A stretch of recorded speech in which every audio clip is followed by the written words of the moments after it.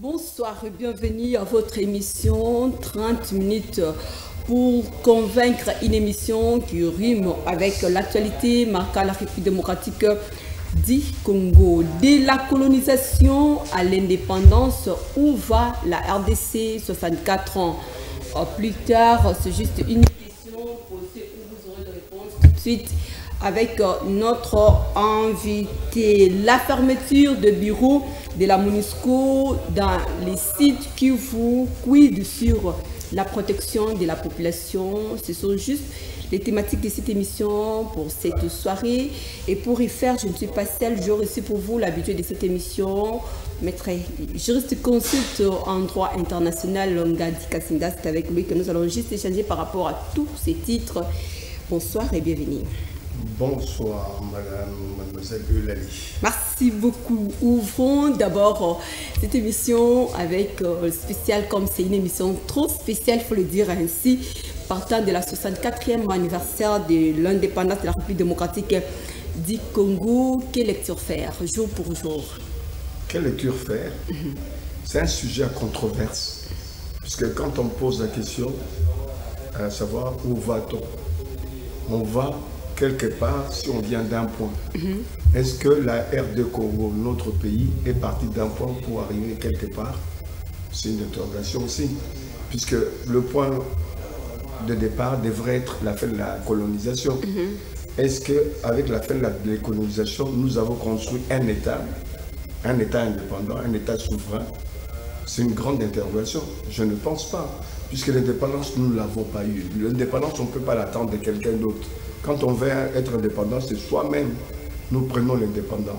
Est-ce que dans l'histoire de Congo, RD Congo, nous avons pris notre indépendance ou on nous l'a octroyé, si on entend bien le mot indépendance? Puisque ça n'a même pas raison d'être ce mot indépendance.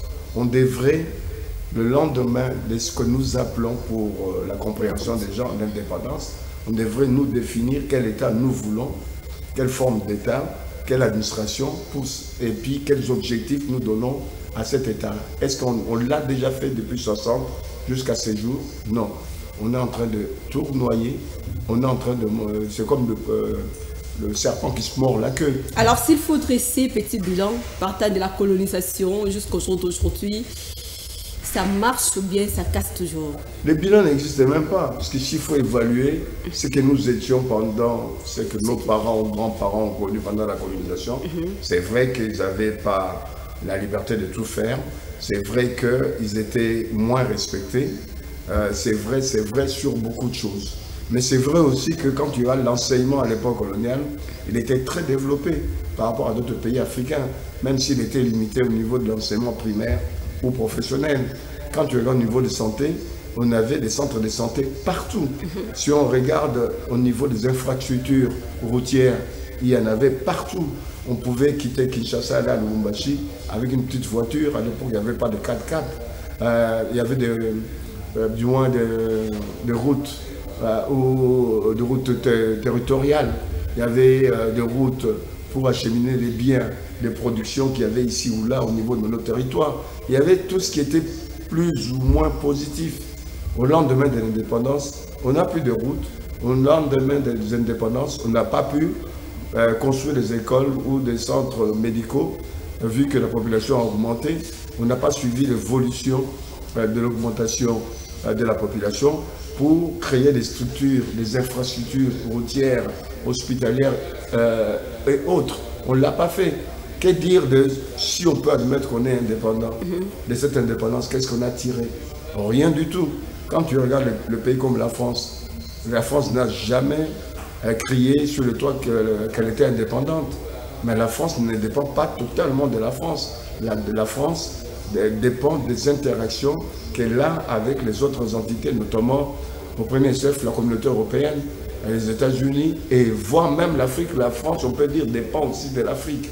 Mais nous sommes les premiers à dire nous sommes indépendants, mais quand on regarde le contenu de notre indépendance, de comment vivre de nos citoyens, on n'est nulle part. C'est le contenu qui pose problème ou bien c'était juste la manière dont on nous a juste légué cette indépendance ne convient pas. Non, comment expliquer que d'autres pays ont eu aussi l'indépendance? On leur a légué l'indépendance, ils évoluent, je cite les cas de Botswana. Aujourd'hui, le Botswana se développe à vive allure sur le plan des infrastructures, de l'enseignement, sur le plan de l'équilibre au niveau de la société. Un député de Botswana touche 1800 $. À côté, un enseignant touche 1300 $. Nous, on est où? Et les étudiants, l'école est gratuite, mais les étudiants, ils ont un minimum de 150 $. Mais ça pose un problème. Nous, on n'est nulle part. Comment expliquer cela? Pendant ce temps, les ministres ont 40, 50 000 $. Tu regardes le salaire d'un enseignant, il n'arrive même pas à 300 $. Les policiers, les militaires, ils n'ont rien. Les médecins qui ont passé 7 à 9 ans d'études, pour ceux qui ont fait médecine générale, ils touchent combien? Moins de 1000 $. L'enseignant d'université touche combien? Ça pose un problème. On n'est nulle part. Un député touche combien? Obama, 21 000 $. On dit qu'il y en a qui touchent même jusqu'à 30, 50 000 $. On se moque de qui? On se moque de ces peuples-là. Ça vous arrive aussi de pouvoir regretter par rapport à cette indépendance, soit parce que nous décrétons de toute façon le jour au jour que nous sommes indépendants. Vous regrettez aussi? Moi, je n'ai pas à regretter. Ceux qui regrettent, ce sont mes parents, mes grands-parents qui regrettent puisqu'ils ont vécu cette période d'indépendance, du moins de la colonisation. Et ensuite, ils ont vécu la période d'indépendance et l'évolution qu'il y a eu par la suite. C'est eux qui regrettent. Mais moi, c'est pas que je ne regrette pas. Moi, quand je regarde les paramètres, les données que je connais au travers de l'histoire, au travers ma famille, mes parents, grands-parents, j'ai de quoi aussi regretter. Regretter aussi par le fait on avait dit dans le passé, les difficultés venaient du fait que vous n'avez pas des gens formés, notamment au niveau des universités. Mais aujourd'hui, on trouve des universitaires partout.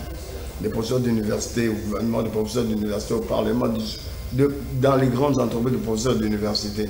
On en est où avec ces gens-là qui étaient censés avoir le savoir et qui étaient censés avoir le savoir-faire et le savoir-être? Mais ça pose un problème. Il faut une grande remise en question, non seulement de ce que nous sommes, de ce que nous avons. Ça nécessite une grande remise en question. Où se trouve le vrai enjeux, de toutes les façons, les enjeux de cette indépendance, les enjeux d'être indépendant pour la République démocratique du Congo? Il y en a ou pas? L'indépendance, c'est vous qui croyez. L'indépendance, moi, dans mon esprit, je ne crois pas. Jusqu'à présent. Non, on n'a jamais été indépendant. C'est dans le dur et non dans le fer. On a toujours la main tendue. Alors qu'à l'époque où on était colonie, quand le reste du monde, notamment l'Occident, a eu des difficultés, l'Occident a fait appel à nous. L'Occident a fait appel à nous pendant des périodes différentes. Quand ils avaient besoin de faire évoluer l'automobile, créer des pneus, inventer des pneus, ils ont eu recours au Congo avec le caoutchouc. On était premier producteur. Et quand ils ont eu besoin de nous pendant la Seconde Guerre mondiale, non seulement qu'on a envoyé de nos soldats là-bas, mais aussi grâce à nos minéraux, notamment l'uranium, qu'on a pu mettre fin à la Seconde Guerre mondiale. Ils ont toujours eu besoin de nous. Mais maintenant, nous, on reste, et ils ont eu besoin de nous en développant certaines industries chez nous à leur profit. Mais nous avons toutes ces matières premières, même celles qu'on ne connaît pas. On attend que ce soit eux qui viennent découvrir. Alors que jusqu'à présent, les matières premières qu'on a découvertes ne représentent même pas les tiers des matières premières. On va y arriver lorsqu'on va évoquer juste l'état de lieu de l'indépendance de la République démocratique du Congo sur le plan économique, politique, sécuritaire, j'en passe. Là, on va évoquer. Mais lorsqu'il s'agit de la date du 30 juin, croyez-vous que c'est juste une simple mise en jour ou bien une moquerie de l'histoire pour la République démocratique du Congo? L'histoire ne peut pas se moquer de nous, puisque l'histoire ne fait rien. C'est nous qui construisons cette histoire. Nous avons été absents dans la construction de ce pays. Nous restons encore. Pourtant, on est conscient que nous n'avons rien fait, qu'au départ, on pouvait trouver des circonstances atténuantes à nos premiers dirigeants, puisqu'ils n'avaient pas de capacité. Puisque la première administration chez nous, ce n'était pas nos concitoyens qui ont tenu, puisqu'ils n'avaient pas de capacité, ils étaient des commis. Après, ils deviennent des directeurs, des PDG, etc., avec des insuffisances au niveau de compétences, de savoir-faire et surtout de savoir-être. Le pays géré par les Nations Unies à l'époque, MONUC, ou je ne sais pas, l'ONUC, qui a géré ce pays au niveau de l'administration, vous verrez pour ceux qui ont été plus âgés que vous, que c'était des enseignants qui venaient d'ailleurs, notamment des Haïtiens. puisqu'on n'en avait pas assez, surtout pour le secondaire. Ça posait un problème. Mais on était conscient de tout ça, puisque beaucoup ont critiqué, beaucoup ont fait le constat, notamment le régime actuel en étant dans l'opposition a fait le constat. Mais qu'est-ce qui explique aujourd'hui qu'au pouvoir, l'UDPS se sent encore pieds et mains liés, n'est pas en capacité de traduire, de transformer ce qui a été critiqué hier par la société congolaise, y compris l'UDPS en tant que porte-étendard. On arrive au pouvoir, et rien n'est fait. On choisit des gens qui ont peut-être le savoir, puisque nombreux sont ceux qui sont universitaires, ce n'est pas suffisant.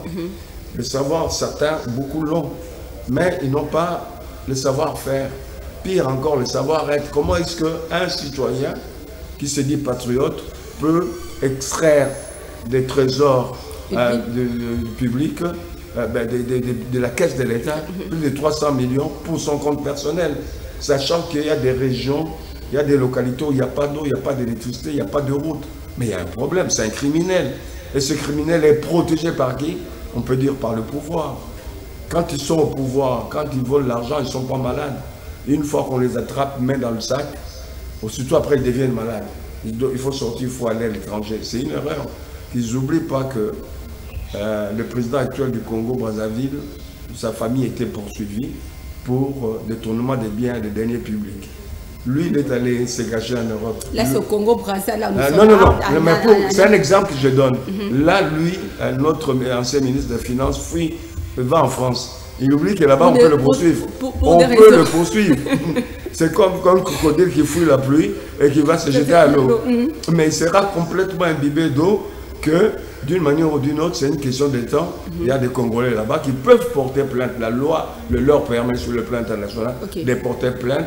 Et la France peut avoir droit de poursuivre ce criminel par rapport aux conséquences. Puisque la France ne nous donne même pas ce montant-là chaque année. Mais quand tu penses que nous avons besoin d'argent pour pouvoir développer ce pays et qu'on tolère les gens qui volent des centaines de millions, ça pose un problème. On est en train de se tirer la balle au pied. Voilà, avant de l'indépendance égale après l'indépendance, dit-on s'est énoncé de toute façon. Là, je vais en fait étape par étape, parce que lorsque nous parlons moins de l'indépendance de la République démocratique du Congo, ça pose problème. On sait parce que ce sont les Congolais eux-mêmes qui sont à la base de tous ces mots. C'est juste une question, même vous qui êtes à la maison, vous pouvez aussi répondre, réagissez aussi à cette émission. Sur le plan politique, pouvons-nous déclarer si haut que nous sommes indépendants? Je vous dis non, je ne change pas. C'est bien, vous faites votre exercice de journalistique, de poser la même question de différentes manières. Ça, c'est ce qu'on apprend à l'école de journalisme. Mais la réalité, moi, je vous dis, on n'a jamais été indépendant. On ne l'est pas. Et puis même demain, si on développe notre pays, on va le développer dans les interactions qu'on peut avoir avec d'autres États, d'autres institutions. Parce que les pays sont interdépendants. On ne parle pas, quand il s'agit d'un État, de dire un État indépendant. Non! On n'est pas indépendant. On devrait être autonome tout au plus, dominant les secteurs essentiels de la vie sociale et politique, voire même économique. Oui, ça on peut avoir une certaine autonomie. Mais l'indépendance, aucun État dans le monde est indépendant. De toute façon, partant de cette réponse d'ailleurs, ça va aussi me permettre de ne plus avancer, parce que vous risquez aussi de dire non, c'est le plan économique. Non, dites-le. Mais si on ne travaille pas, l'économie c'est la production, entre autres. L'économie c'est la production, l'économie c'est le partage des biens de l'État, l'économie, etc. Est-ce que nous produisons, on produit quoi? Le peu d'argent que nous avons de la production minière. Mais les sociétés là ne sont pas des sociétés congolaises. Mais ce sont les États étrangers, des entreprises multinationales étrangères qui exploitent, qui profitent de cette manne. Même là où nous avons légiféré en tant qu'un État entre guillemets indépendant, en disant vous vendez ces produits à l'extérieur, vous rapatriez 60% des avoirs, c'est-à-dire de l'argent que vous avez eu de la vente de ces matières premières, vous rapatriez cela au pays pour permettre à ce que cela rentre dans les circuits financiers congolais. Est-ce qu'on le fait? On ne le fait pas. Est-ce qu'on le sait, les textes existent. Mais pourquoi est-ce qu'on ne l'applique pas? On produit quoi? Et dans quel secteur, de toutes les façons, toute la production que nous avons ici aujourd'hui, c'est la production de chômeurs, c'est la production de Koulouna, c'est la production négative. 64 ans. Ben oui. L'âge de la maturité. Et là où on est vraiment un pays développé, c'est dans la production de chômeurs, la production de Koulouna, la production de détourneurs. Les 60 jusqu'à ces jours, on a eu de plus en plus de grands détourneurs. Et ce pays excelle là-dedans. Mais au niveau de la production qui peut profiter au peuple, c'est-à-dire la production agricole, la production végétale, la production animale, la production des emplois, le fait de faire en sorte que ce pays vive en paix, nos quartiers vivent en paix, on est incapable pour le moment. Qu'on nous dise, qu'on nous dise, on est incapable. Je ne dis pas que les autorités ne prennent pas des mesures. Est-ce que c'est les bonnes mesures qu'ils prennent? Ça pose un problème. On ne se concerte pas assez. On ne concerte pas les gens qui peuvent donner leur avis, même sans argent. Ceux qui sont payés à coût de milliers de dollars, ils sont là à rouler, mais ils ne réfléchissent plus. Pourtant, c'est déjà intelligent. Ça pose un problème.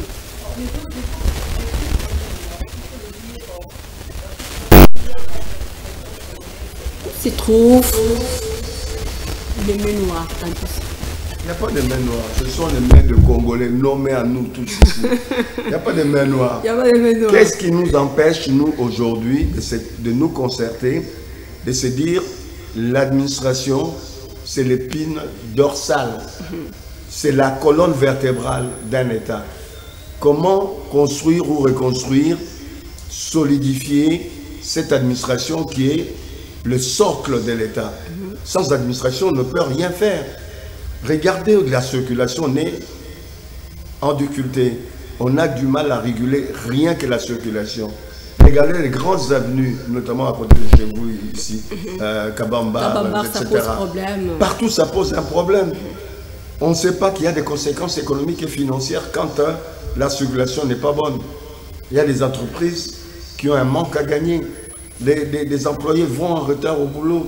Il y en a qui, au lieu de toucher 100 $, on leur retire 10 $, 20 $ par rapport au retard occasionné par le fait qu'il n'y a pas de moyens de transport. C'est la seule capitale où il n'y a pas de transport en commun de l'État. On ne sent pas que l'État existe. Au niveau de la régulation, non seulement de la circulation, la saleté, vous voulez dire encore, c'est le colon qui est venu mettre la saleté dans nos quartiers, dans nos avenues, les Belges encore, ou les Français, mais ça pose un problème.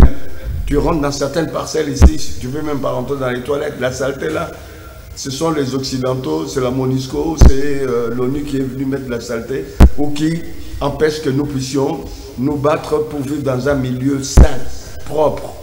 Ça pose un problème. Nous laissons nos responsabilités, autant on dit, ah ben c'est toujours l'autre. Et au niveau du peuple, c'est toujours l'État. Alors il y a des choses, ce n'est pas l'État. C'est chacun de nous, dans sa parcelle, dans son quartier, dans sa commune, on peut faire des choses, bouleverser les choses dans le bon sens, contribuer. On ne dit pas qu'on aura les moyens de tout faire, mais au moins participer, contribuer. Est-ce que nous, en tant que citoyens, on le fait? On pointe toujours du doigt les autorités qui, alors qu'on pointe du doigt les Occidentaux. On se moque de qui? 64 ans, c'est l'âge de la maturité, s'il faut le dire ainsi, pour un être humain. Alors, qu'en est-il pour la République démocratique du Congo? Comme je l'avais aussi posé cette question au début de cette émission, de la colonisation à l'indépendance, où va la RDC? Juriste consulte Ngand, où va la RDC? Mais il n'y a pas eu de colonisation. Je peux donner 2 ou 3 exemples. À l'indépendance, l'armée était encore soumise au diktat de Belge. Il a fallu que nos soldats se rebellent pour que Janssen quitte et puis qu'on nomme nos nationaux à la tête de l'armée. Pourtant, on avait l'indépendance, pourtant on avait un premier ministre qui était brillant, Lumumba. On avait Kassabou, on avait tout ce qu'il fallait comme responsable des institutions. Mais on n'était pas indépendant parce que l'armée était restée quelque temps sous la direction belge. Quand on regarde sur le plan économique, toutes les sociétés à charte, les sociétés importantes du pays, peu avant les indépendances, ils ont changé leur siège social qui était ici au Congo, on les a transférés en Belgique. Les droits des douanes, les premiers mois de l'année de l'indépendance, les droits des douanes étaient touchés à Anvers, pas au Congo. mais on n'était pas réellement décolonisé, puisqu'on ne comprenait rien de la chose économique, d'autant plus qu'après la conférence politique des 60, janvier-février, tous les grands de personnalités politiques étaient rentrés au pays. Au niveau de la conférence économique, où on pouvait demander des comptes aux Belges sur le droit de succession, d'ailleurs ce mot-là n'est jamais prononcé par le droit de succession, l'héritage qu'on a eu de la colonisation, personne n'a posé ce problème. Il n'y a que 2 ou 3 ans plus tard que Tchombe va aller renégocier ce qu'on a appelé le contentieux belgo-congolais, où il a eu 13% de participation à l'union minière de Katanga qui est devenue la GECAMI. Il a eu 13%, c'est une participation. Mobutu vient à son tour, il dit qu'il a nationalisé la GECAMI. Il ne l'a pas nationalisé. En droit international, il y a un certain nombre de conditions avant de nationaliser. Ce ne fut pas le cas. Nous avons plutôt récupéré encore quelques pourcentages qui nous a amené de 13% de participation à 33% de participation au niveau de l'union minière de la GECAMI. On a dit faussement qu'on va désormais nous-mêmes vendre nos produits miniers en créant une société fantoche, la Sozacom, qui n'a jamais rien vendu, puisque c'était une société écran. Ils avaient les chiffres au niveau des papiers, mais la commercialisation réelle de nos matières premières, à ce jour, c'est toujours la Société Générale de Belgique, qui est maintenant une société française qui commercialise nos biens. Voilà, on est parti des situations rocambolesques en situation rocambolesque. Le pays n'a jamais avancé, on est en retard. Quand on regarde des pays comme des îles, des États verts, qui n'ont pas de richesse en dehors du tourisme, ils avancent. Quand on regarde l'île Maurice, qui est un petit pays, une île qui avance à pas de géant, c'est d'ailleurs le premier pays africain à avoir développé les nouvelles technologies de l'information, plus que même l'Afrique du Sud. Nous envoyons même nos stagiaires là-bas pour voir ce qu'on peut faire, comment transformer la canne à sucre. Mais ça pose un problème. On est nulle part. C'est la mutation de régime qui pose problème de toutes les façons. Ce ne sont pas les régimes passent et repassent et se ressemblent. Puisque nos populations, on n'en tient pas compte. Quelle est l'évolution de la situation de l'homme congolais des 60 à ce jour? Tous dégringolent. Pour autant, quand on regarde les indicateurs économiques, on a des réserves de plus de 5 milliards. Quand on regarde sur le plan toujours macroéconomique, on a un budget qui a été multiplié par 4 par rapport au dernier gouvernement avec l'ancien président. Les indicateurs sont plus ou moins ouverts en dehors du fait qu'au niveau de l'échange, on a des difficultés par rapport au dollar. Ça a toujours été le cas de tout temps. Mais qu'est-ce que nous faisons pour développer notre production, pour être moins dépendant de l'extérieur? On ne fait rien. Il y a l'argent, mais regardez tout Kinshasa, tu passes autour de l'aéroport, on pouvait avoir des champs dans tout Kinshasa. On pouvait avoir des champs dans tout Bas-Congo, quand tu passes, c'est la bourse. On pouvait avoir dans toutes nos régions de la production, non seulement au niveau des champs, au niveau végétal, mais on pouvait avoir de la production animale, l'élevage, la pisciculture. On le sait, on est conscient, on ne le fait pas, on ne met pas de moyens. On veut faire des miracles, mais les miracles n'existent pas. On veut, comme certains disent, on laisse le pays dans les mains de Dieu. Non, Dieu vous a donné, nous a donné ce pays. Je ne sais pas comment, on vous donne un cadeau et vous allez rendre ce cadeau au propriétaire. C'est qu'on ne réfléchit pas, tu vois. Et puis on passe des journées, des semaines. Dieu a dit travailler. Même les pasteurs, certains pasteurs comme celui de Vanessa, si vous allez dans ses enseignements, il dira le travail d'abord. C'est par le travail que ces gens-là, que les citoyens peuvent aider aussi ces églises.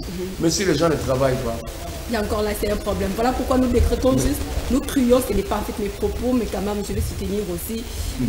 Mon invité vient de l'évoquer, c'est juste l'indépendance de Chomère, de Koulouna, ainsi de suite. Donc, ça ne sert à rien pour la République démocratique du Congo de décréter, de célébrer, de crier si ok, on est indépendant. De toutes les façons, 64 ans après, c'est la MONUSCO qui se pointe à l'horizon, qui se prononce au moins pour fermer ses portes dans les parties est la République démocratique du Congo, au moment où la RDC traverse aussi le moment tellement difficile de l'arme.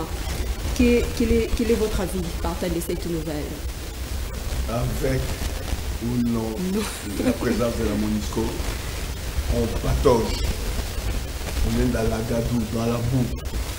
On patauge. Parce que si on n'a pas restructuré l'État, si l'État n'existe pas, si l'administration n'est pas efficiente, efficace, comment voulez-vous qu'on ait des solutions à certains des problèmes, notamment de Koulouna, les problèmes des rebelles à l'Est?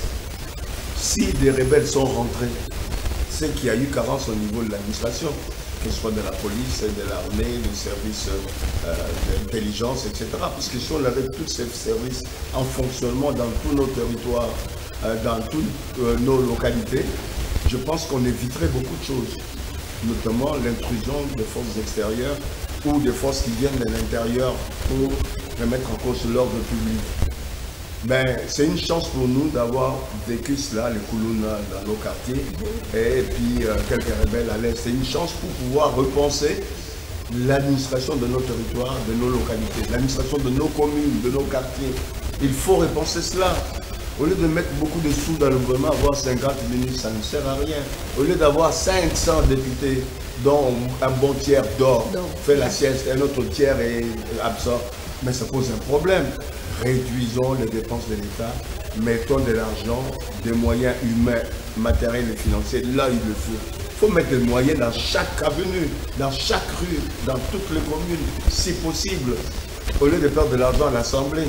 Mais il faut mettre des moyens dans l'administration militaire, dans la police, dans le service des renseignements qu'on appelle service d'intelligence. Il faut leur donner des moyens. Ces moyens-là, on ne peut les avoir plutôt si on réduit les trains de vie de l'État, réduire les émoluments. C'est ça qui mettra fin à cette ça mettra fin. Ça nous permettra non seulement de retrouver l'équilibre dans nos territoires, puisque ces forces-là travaillent pas comme le Parlement travaille 3 mois et puis 3 mois de vacances. Les forces de police, les forces de l'armée, les services de sécurité fonctionnent 24 heures sur 24. On a besoin de moyens pour qu'il y ait plus de policiers, plus de militaires, plus d'agents qui servent notamment à l'ANER, à la DEMIAP, à la sécurité de la police, etc. On a besoin de plus de personnel, un personnel mieux formé, mieux outillé et mieux payé pour qu'on puisse trouver l'équilibre, créer cet État dont on a besoin, un État solide. Et vous verrez que même au niveau de la production, nos champs seront occupés par des gens qui veulent le développement de ce pays. Il faut développer l'économie rurale, c'est la base de tout développement. On ne peut pas développer l'économie en construisant des immeubles. Et les gens qui construisent des immeubles parmi eux, ils ont beaucoup de moyens, ce sont eux qui, par ailleurs, pas tous, certains peuvent financer la rébellion avec de l'argent volé, l'argent des immeubles, etc. Faisons attention. On va finir avec ce tout. En fait, je vais dire le sous-point. En fait, le sous-point de nos titres de l'émission, parce que nous parlons du 64e anniversaire de la République démocratique du Congo, où on est avec IDPS au pouvoir. Hier, il se posait juste à la révision de la Constitution, mais aujourd'hui, là, c'est juste, ça ne cesse de défrayer la chronique de l'actualité chaque jour où il faut réviser la Constitution. Croyez-vous que c'est l'une des meilleures aussi des solutions pour la République démocratique du Congo de pouvoir redresser son front? Le front, on le redresse par l'intelligence. Le front, on le redresse quand on veut redresser l'économie, la situation de nos concitoyens. C'est ça, redresser nos fronts. Qui est changement au niveau de la Constitution, pourquoi pas? Nous avons vu le président qui est élu au mois de décembre. Il faut attendre plusieurs mois pour qu'il y ait des parlements avant que le président puisse nommer le gouvernement. Il y a des points de la Constitution qui nécessitent d'être révisité, d'être changé. Je pense que c'est un faux débat. À un moment donné, il faut mettre ça sur table et une fois décidé, au lieu de perdre du temps là-dessus. Ça fait couler plus d'encre que la situation des policiers, des militaires, de nos concitoyens, notamment ceux de la fonction publique, de nos enseignants, qui sont mal payés. S'il y avait plus de prise de position par rapport aux conditions difficiles de nos populations, moi j'allais acquiescer, j'allais appuyer. Je ne vais pas appuyer sur des questions futures qu'on peut régler, puisque ça pose quand même problème, ça peut nous poser encore problème dans l'avenir, puisque ça nous a posé des problèmes. Il faut régler ces problèmes, donc une révision est possible et acceptable. Mais s'il y a du bruit à faire, il faut faire du bruit pour changer la condition de nos concitoyens. Un message d'interpellation, parce qu'on sait que nous sommes arrivés juste à la fin, un message d'interpellation à la population congolaise face aux défis qui se présentent devant nous 64 ans après. Mais difficile, tout est défi dans ce pays, tout est prioritaire dans ce pays. Mais la première intelligence voudrait qu'on mette au poste de responsabilité les gens qui ont les 3 S. Non seulement les méritocrates comme Maître Lendo le dit souvent, je suis d'accord avec lui, mais il faut rajouter les 3 S. Les S, savoir, S, savoir-faire, et les S, savoir-être. Pourquoi je ne veux pas que Maître Lendo se limite à la méritocratie? La méritocratie, c'est ce qui fait comprendre des militants de partis qui n'ont pas de compétences, qu'on nomme dans l'administration, qu'on nomme dans nos entreprises publiques. Mais il faudra rajouter à cette méritocratie de Maître Lendo les 3 S, le savoir, savoir-faire et le savoir-être. Quand il n'y a pas de savoir-être, on a des comportements comme celui du ministre qui vient quitter le pays pour aller en France. Il a le savoir, il a des compétences, des savoir-faire, mais il n'a pas le savoir-être. Donc il faut tenir compte de tous ces éléments. Nous vous disons merci pour cette lumière. Ce n'est fini pour ce soir. Merci pour votre attention, fidélité à cette émission. 30 minutes pour convaincre. Retrouvez la retrouvée de cette émission le dimanche à 15h juste. Bonne suite de programme sur le Valden. Portez-vous bien. Au revoir.